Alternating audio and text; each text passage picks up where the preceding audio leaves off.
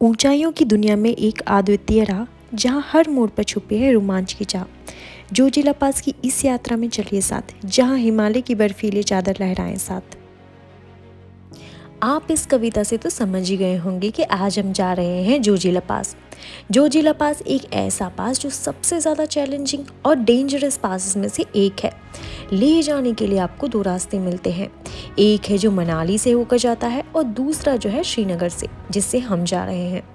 तो last episode में गुलमर्ग की खूबसूरत वादियों को देखने के बाद अब बारी आती है जोजिला पास जाने की। और ये सफ़र धीरे धीरे एडवेंचरस होने वाला है, इसलिए वीडियो को पूरा ज़रूर देखें।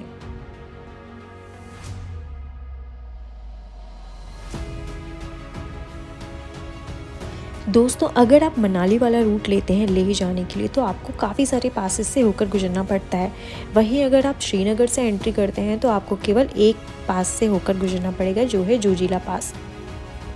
तो फिलहाल हमने एंट्री की है श्रीनगर से, बट हम वापस जाएंगे मनाली वाले रूट से। तो बेसिकली हम सारे पासेस कवर करने वाले हैं। तो इस एडवेंचरस जर्नी को देखने के लिए अगर आपने चैनल सब्सक्राइब नहीं किया है तो प्लीज़ सब्सक्राइब कर दीजिए। श्रीनगर से जैसे ही आप थोड़ा आगे बढ़ते हैं, आपको नदियां नज़र आने लगती हैं, जो लगभग पूरे रास्ते आपके साथ चलती हैं। नदियों के किनारे कहीं कहीं छोटे छोटे पॉइंट बनाए गए हैं, जहां लोग रुककर फोटोशूट करवाते हैं। इन जगहों पर आप खूबसूरत व्यू और शांत माहौल को एंजॉय कर सकते हैं, और ये पॉइंट आपकी ट्रिप को और भी खास और यादगार बना देते हैं।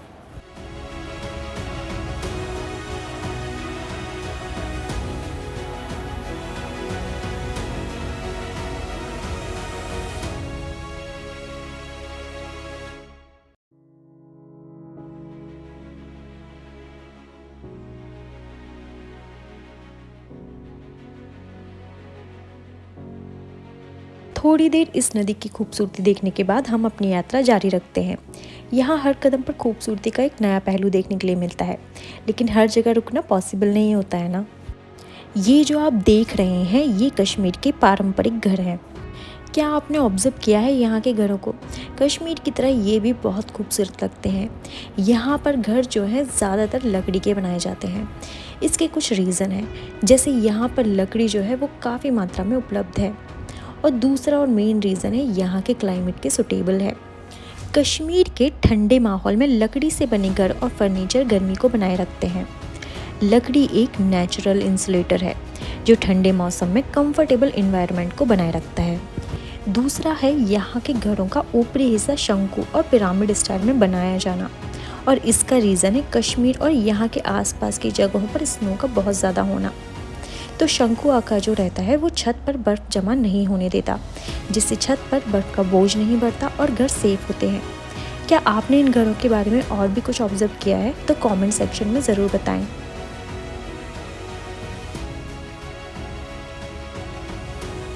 रास्ते में जैसे ही आपको बर्फ़ से ढकी हुई ऊंची ऊंची पहाड़ियाँ दिखने लगे, समझ जाइए कि आप जोजिला पास के करीब पहुँचने वाले हैं।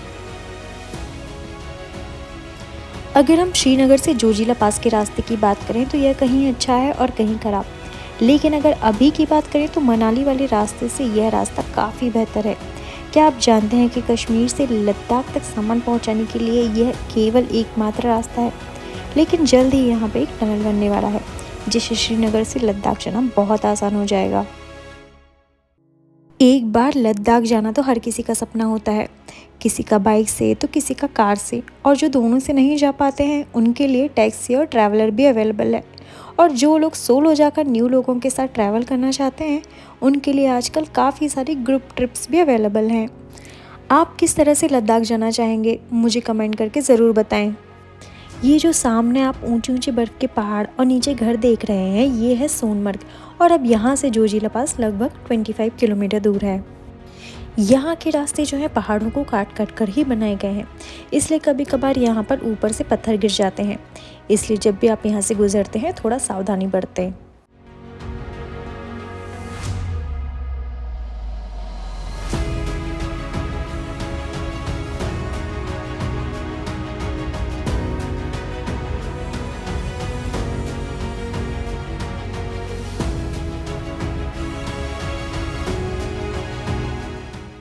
सोनमार्ग क्रॉस करने के बाद रास्ता थोड़ा डिफ़िकल्ट हो जाता है, क्योंकि सोनमार्ग तक का रास्ता ज़्यादा हाइट पर नहीं है, लेकिन सोनमार्ग के बाद के रास्ते की हाइट जो है वो धीरे धीरे बढ़ती जाती है। एक और आप पहाड़ देख पाएंगे तो दूसरी तरफ गहरी खाई। आप देख ही सकते हैं कि क्यों इस पास को इतना ज़्यादा डिफ़िकल्ट माना जाता है। यहाँ आपको गाड़ी बहुत ज़्यादा केयरफुल चलानी पड़ती है और साथ ही काफ़ी एक्सपीरियंस ड्राइवर होना ज़रूरी है।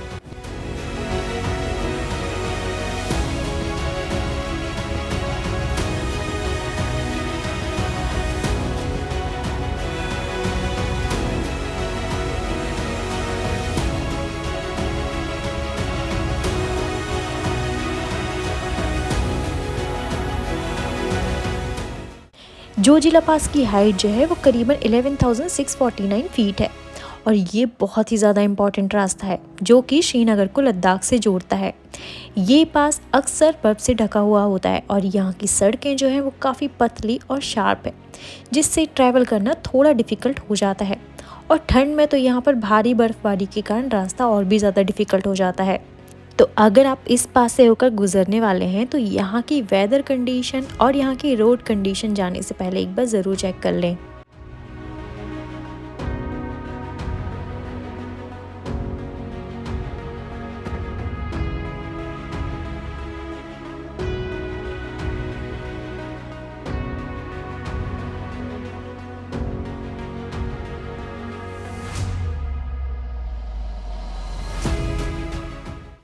जैसे जैसे आप हाइट पर जाएंगे आप हाई एल्टीट्यूड सिकनेस फील कर सकते हैं, जिससे बचने के लिए आपको अपनी बॉडी को हाइड्रेट रखना होगा और उसके लिए आप जितना ज़्यादा से ज़्यादा पानी पिए बेटर है। इसके अलावा आप डायमॉक्स मेडिसिन भी ले सकते हैं, बट बेटर होगा कि आप एक बार डॉक्टर से कंसल्ट ज़रूर कर लें। ये मेडिसिन हाई एल्टीट्यूड एरिया में जाने से करीबन 2 से 3 दिन पहले लेनी चाहिए, बट बेटर होगा कि आप एक बार अपने डॉक्टर से कंसल्ट कर लें।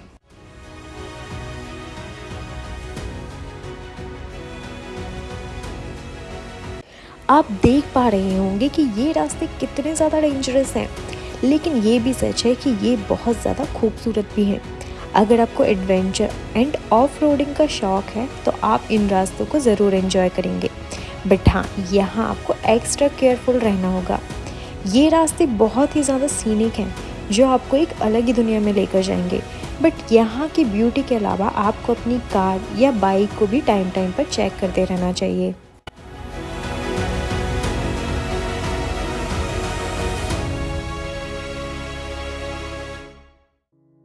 क्या आपको पता है ये रास्ते मुझे इतने ज़्यादा पसंद क्यों हैं? क्योंकि ये मुझे एक अलग ही दुनिया में लेकर जाते हैं। वही दुनिया जहाँ बस सुकून और ठहराव है। ये शहर की भीड़-भाड़ से एकदम अलग है। यहाँ आपको मिलेगा तो बस सुकून और ठहराव।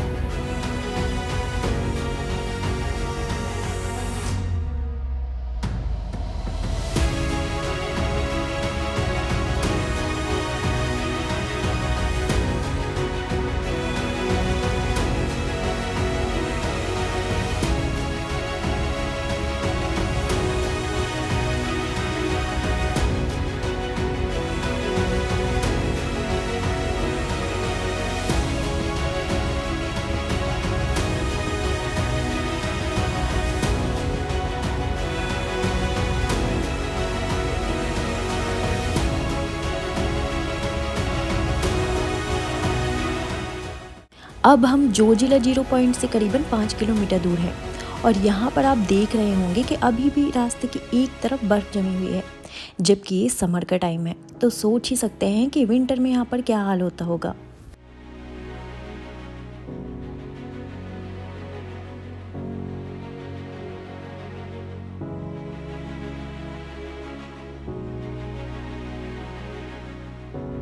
इस समय यहाँ पर ब्लैक आइस नहीं है। और अगर आप सेल्फ ड्राइव करके यहाँ जा रहे हैं एंड आपके पास 4x4 व्हीकल नहीं है तो सेफर साइड अगर आपके पास स्नो चैन है तो उसे रखना बेहतर होगा, क्योंकि यहाँ नहीं पर आगे आपको ब्लैक आइस मिल सकती है और यहाँ पर सच में मौसम का कोई भरोसा नहीं होता।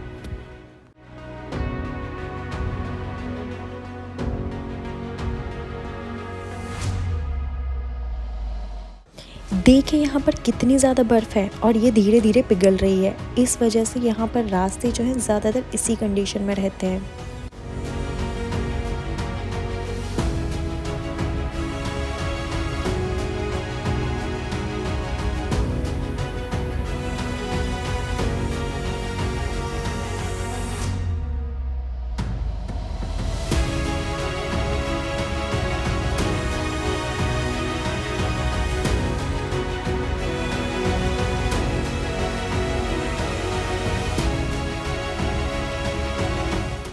आप देख रहे होंगे कि रास्ता कितना ज़्यादा खूबसूरत और डेंजरस है। जो जिला 0 पॉइंट के करीबन 3 से 4 किलोमीटर जो होते हैं वो ज़्यादा चैलेंजिंग होते हैं, क्योंकि एक तरफ होती है बर्फ़ तो दूसरी तरफ क्लिफ़।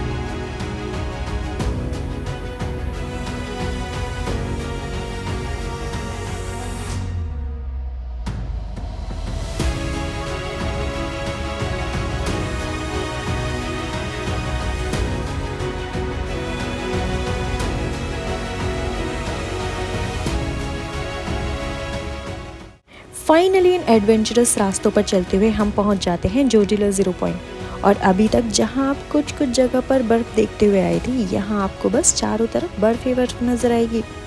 यहां आप काफ़ी सारी स्नो एक्टिविटीज़ भी कर सकते हैं, जैसे कि skiing, ice skating, ATV ride. इसके अलावा यहाँ की ठंड में गर्मा गर्म चाय और पहाड़ों वाली मैगी खाना तो मस्ट है। और साथ ही साथ करवा सकते हैं यहाँ पर फ़ोटोशूट। अगर आप यहाँ पर ड्रोन से अपना शूट करवाना चाहते हैं तो यहाँ काफ़ी सारे प्रोफेशनल फ़ोटोग्राफ़र और वीडियोग्राफ़र भी मिल जाते हैं।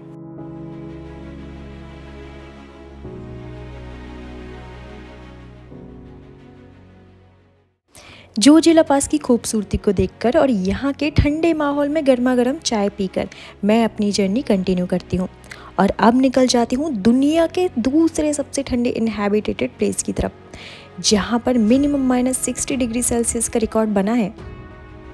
अभी हमारी जर्नी ख़त्म नहीं हुई है, आगे और भी ज़्यादा एडवेंचर होने वाले हैं, इसलिए चैनल को सब्सक्राइब नहीं किया है तो प्लीज़ सब्सक्राइब कर लीजिए। और अगर आपको ये वीडियो पसंद आया तो प्लीज़ लाइक कर दीजिए और अपने दोस्तों के साथ शेयर कर दीजिए जो लद्दाख जाने का प्लान बना रहे हैं। मिलती हूँ आपसे नेक्स्ट वीडियो में, तब तक के लिए बाय बाय।